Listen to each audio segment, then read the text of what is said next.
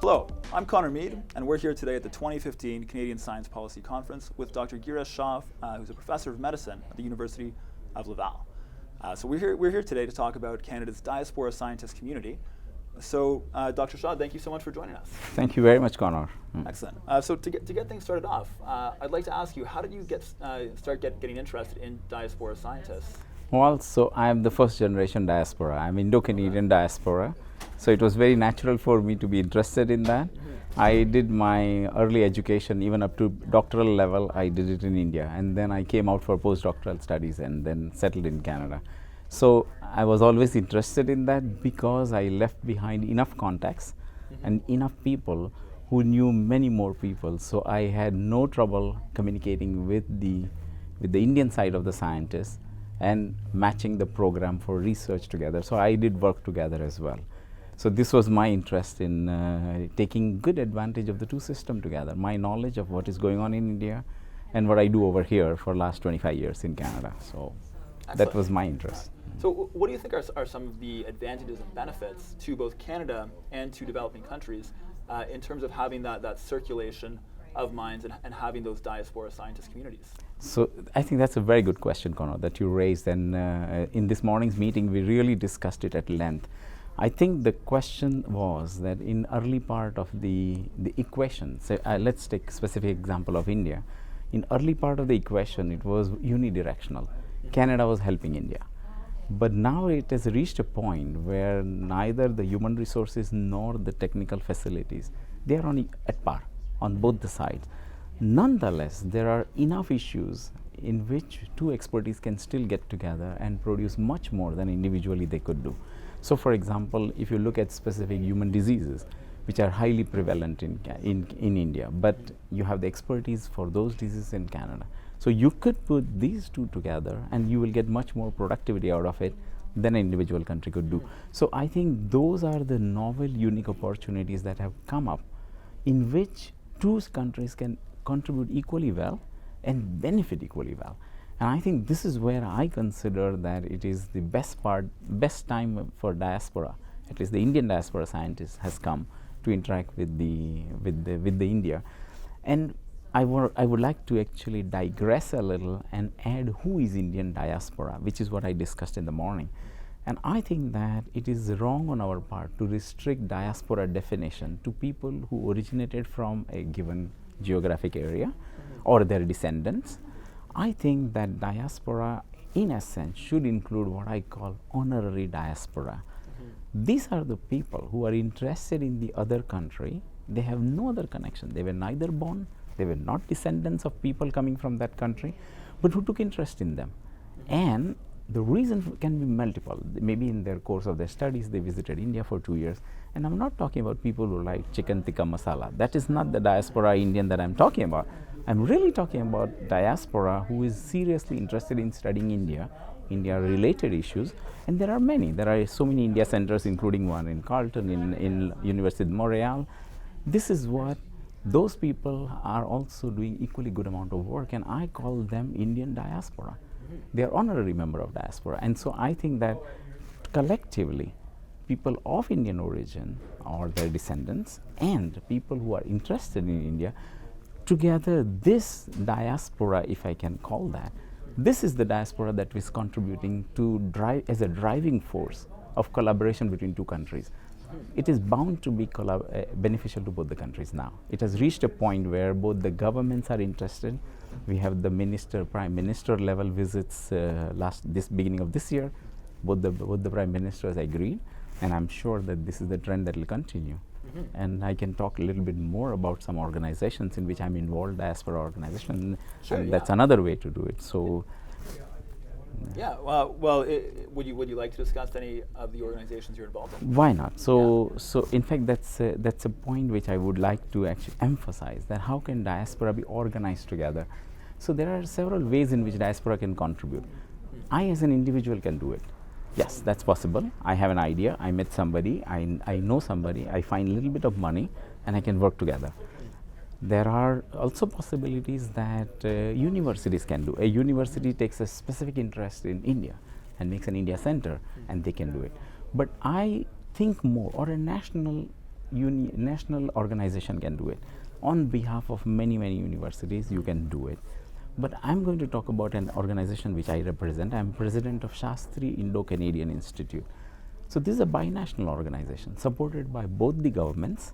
It has about 35 members within Canada and growing. We have more applications pending for membership to our organization, and about 60 to 65 in India, highest level universities in both the countries.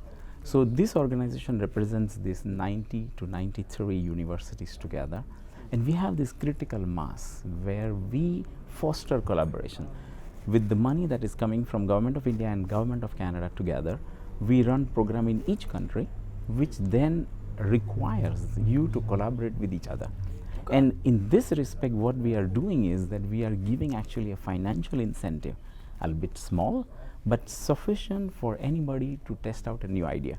And I think that we are actually the incubator for the new ideas. We feel that that is the level of contribution if you make, then once the idea matures, they can go out and get much better funding, which is perfectly fine. But the initial one, it's a push or a nudge that we need, and we need to give to this new idea. That's what we are doing. So Shastri Indo-Canadian Institute now is going to becoming 50-year-old. Okay. We are in the 48th year. It was signed in Lester Pearson's time. It was started by Lester Pearson. It was in response to Indian Prime Minister Lal Bahadur Shastri, who visited McGill University to give a convocation address. And he expressed a desire, and this is where it is very important, that government should be interested and supporting it. So Mr. Shastri expressed a desire that wouldn't it be nice if there was an educational collaboration between two countries. Since then, continuously the two governments have been signing memorandum of understanding that we should have the collaboration. And as recently as this summer, again the Canadian government has signed an MOU with the Government of India to continue the collaboration. So I'm very proud to be at this time of this very crucial period in our history of the organization, that I'm presiding over it for this period of time, and we are hoping that we will take ourselves to a new level with the renewed vigor, as the two prime ministers said at that time, that Naya Kadam Naya Utsah in Indian language, or it's a new steps and a new vigor with which we pursue our old collaboration. And I think so the idea would be an organization like this would be far better represent the wish of entire breadth of Canada and India in terms of diaspora community and how they can contribute. And mind you, I'm definitely including diaspora, includes everybody who's interested. I'm not just talking about the people of origin of that country. Okay. So I think that's the way we work, and we hope that we are soon going to be announcing new programs for our Golden Jubilee anniversary. So stay tuned. Excellent. I'm excited to hear more. Yeah. As a follow-up question, we talk a lot about scientific diaspora communities, but I wanted to ask you, to what extent are these communities actually communities, and what can we do to build them into stronger communities in the sense of people working together rather than just loose networks of individuals? That's a very good question. So one of the first biggest hurdle that most of the diaspora communities have, and some of them we heard this morning, is that some communities are really small. This is unfortunate, and moreover they are dispersed, and within them scientists are even fewer. So these are going to be the biggest challenge for them, how to even get a critical mass. Even if they get help, they don't have the critical mass to fuse and do something constructive. Maybe they can do it if they get the help, or maybe they can become a member of a larger diaspora unit to which everybody becomes a member. Then they can derive the benefit. I think that is, but communities such as a European diaspora, they've been well established for 300 years, 400 years. So obviously they are benefiting. They don't need extra, but what the rest of the diaspora can do is learn from them. And the second way I look at excuse me, I look at it is this, that Indian diaspora is large enough. And all it needed was a spark, and that spark was a prime minister of a country expressing a desire, which was reciprocated by Lester Pearson, and with little amount of funding, the entire organization became very structured, and it has been going on for 48 years. So I think that critical mass is one requirement, direction is another requirement, and desire of the two governments to be collaborating. Okay. And I think Now we can use this government support and then go out and find more money if we want from other sources, which we do. We go to the Canadian Chamber of Commerce or India-Canadian Chamber of Commerce, and we do all kinds of collaborative activities together with them. So I think sphere can widen, but it needs the spark and it needs the initial critical mass. Absolutely, yeah. Thank you. So before we wrap up, I just want to ask one final question for those viewing the video at home. Where can we go online to learn more about this work, to learn more about the organization? So for our organization, we have a website. It's siki.org, and we have an Indian version of the website as well. We can always find the information, and you're most welcome. It is, the full name is Shastri Indo-Canadian Institute, or L'Institut Shastri Indo-Canadian. We have a bilingual site. We have tried to keep as much as possible in 2 languages. The program site will be there. You can find out the past history of our organization and how we have come to what we are today.